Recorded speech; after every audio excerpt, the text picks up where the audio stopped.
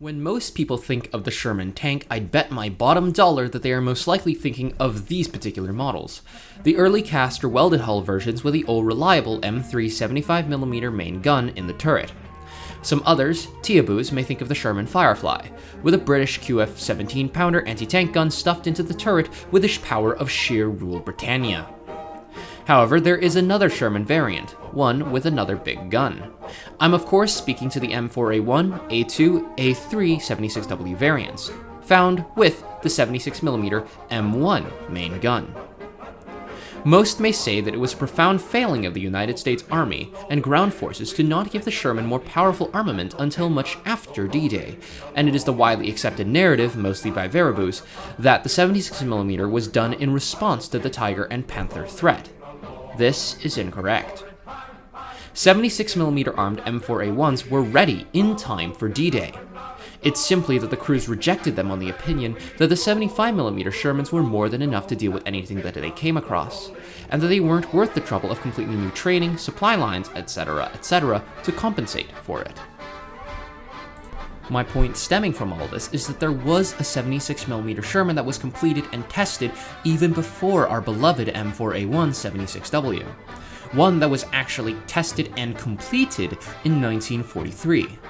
I'm of course talking about the original M4 Sherman with the 76mm, specifically this one, titled M4 76mm M1. But first let's back up the timeline slightly and explain a few things along the way. By early 1943, the US Army was already looking into upgunning the Sherman, first with a 3-inch gun that later became in the M10 Wolverine. This unfortunately proved to be unfeasible due to the large size of said gun and the inability to fit it into the rather small Sherman turret. A new program was initiated to develop the T176mm gun, a weapon that would ideally have the new power of the M7, or the 3-inch. But fit in the standard M34 gun mount used for the 75mm M3 gun. For ease of development, the same projectile as the 3-inch M7 would be used, but with an adapted propellant case and charge, while still achieving a muzzle velocity of 2,600 feet per second, or 792 meters per second in metric. The gun was made to be much lighter than the original 3-inch gun, but was longer at 57 calibers, as opposed to the original 50.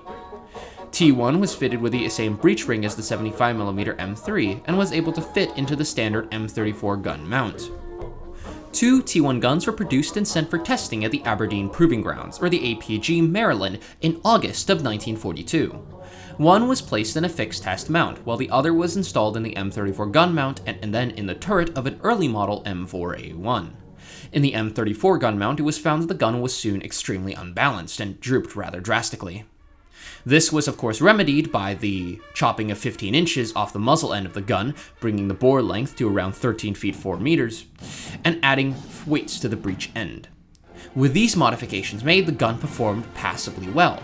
Firing the standard APC round, the 76 could punch through 4.3 inches or 109mm of armor at 0 degrees of up to 3,300 feet or 1,000 meters, with a muzzle velocity of 2,600 feet per second, again 792 meters per second.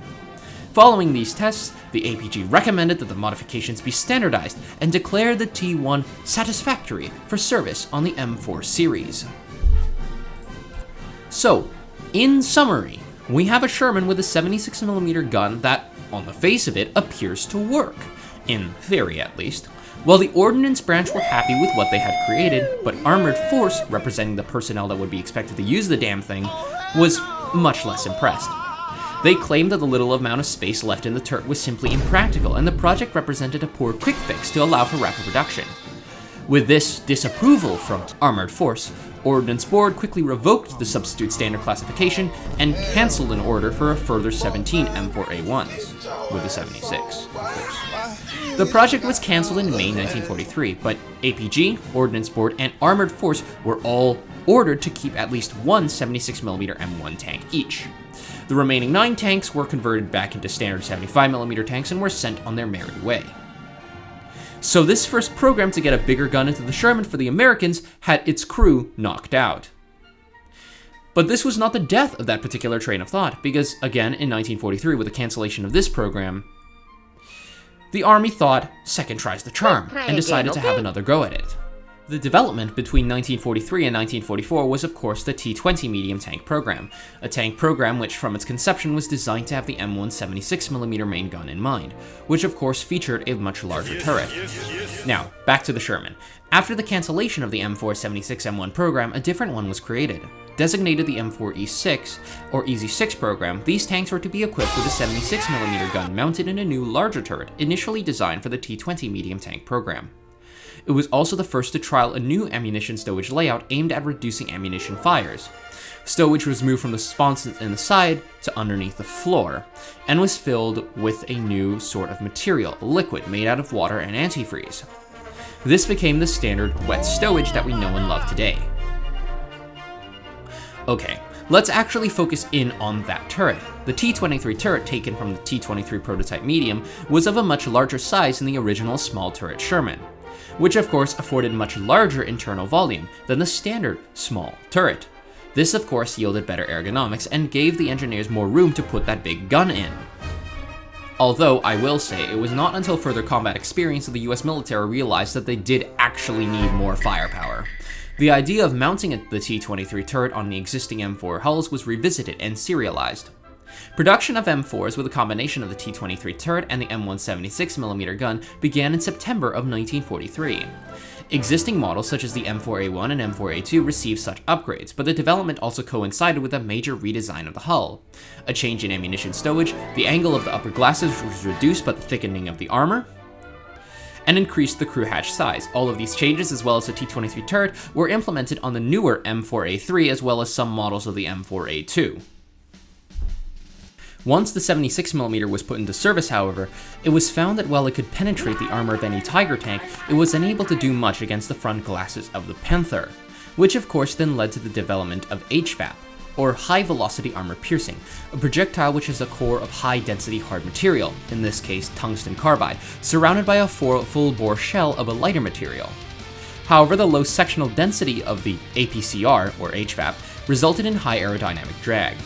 Tungsten compounds such as tungsten carbide were used in small quantities of inhomogeneous and discarded saber round, but that element was already in short supply in most places. Most APCR projectiles are shaped like the standard APCBC round, but the projectile is lighter, up to half of the weight of a standard AP round of the same caliber. Thusly, this lighter weight allows for a much higher muzzle velocity, and, in short, this round worked. It had around 233mm of penetration at around 500 meters, if I remember correctly, which may have been more than enough penetration to go straight through the upper glasses of the Panther. This type of ammunition would also be the main type of anti-tank ammunition that would be used during the Korean War, but we'll save the HVAP for another time. So, how do I wrap up? Well, there was a 76mm M1 Sherman as early as 1943. However, it wasn't that great, and the battle to get the gun into the tank became a long one, fraught with cross-party disagreements and problems with making it serviceable. Though I will say that I believe if the US Army had been dealing with German heavy armor sooner, the 76mm armed Shermans, imperfect as they may have been, would probably have been rushed into combat sooner and may have assuaged some of the doubts of the Sherman being an effective tank killer. I will also say that the M1 76mm was basically the same gun that was used in the Hellcat, and nobody says that the Hellcat was a bad tank destroyer. Anyway, I wanted to make this video to clear up a few things about the Sherman, which is of course my favorite tank, hence why, again, this video was made. Until then, I will see you next time.